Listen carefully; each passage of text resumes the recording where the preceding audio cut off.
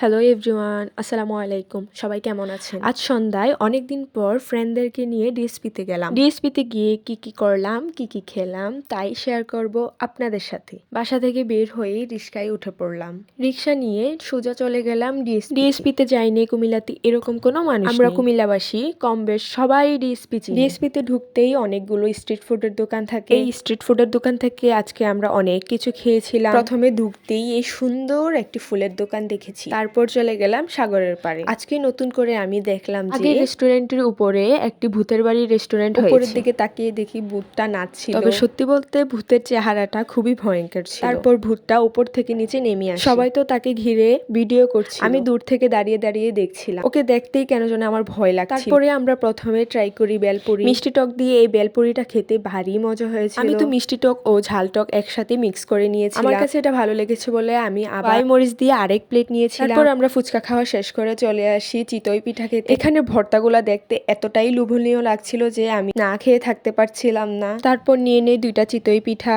এই চিতই পিঠা দিয়ে এই যে ভর্তাগুলা খেতে এত মজা লেগেছিল। এখানে হরেক রকম ভর্তা ছিল। এখানে ছিল শুটকি ভর্তা, ধনিয়া পাতা ভর্তা, মরিচ ভর্তা, সরিষা ভর্তা, তাছাড়া আরো অনেক রকম ভর্তা ছিল। একটা পিঠার সাথে আপনি আনলিমিটেড ভর্তা খেতে পারবেন। আমি তো প্রথমে সবগুলা থেকে একটু একটু করে নিয়েছিলাম। আমার থেকে ভালো লেগেছে বলে আমি আবার আরেক প্লেট নিয়েছিলাম, নিয়ে আবার বেশি করে ভর্তা দিয়ে খেয়েছিলাম। তবে সত্যি কথা বলতে কি আমার এখানেও 3-4টা ভর্তা অনেক বেশি ভালো লেগেছিল। আমরা পিঠা খাওয়া শেষ করে চলে আসি এই চাপ ঘরটাতে। এখানে ছিল চিকেন চাপ, চিকেন মশলা এবং হালিম, তার সাথে লুচি। আমরা যে চিকেন মশলাটা নিয়েছিলাম এটার দাম ছিল 120 টাকা।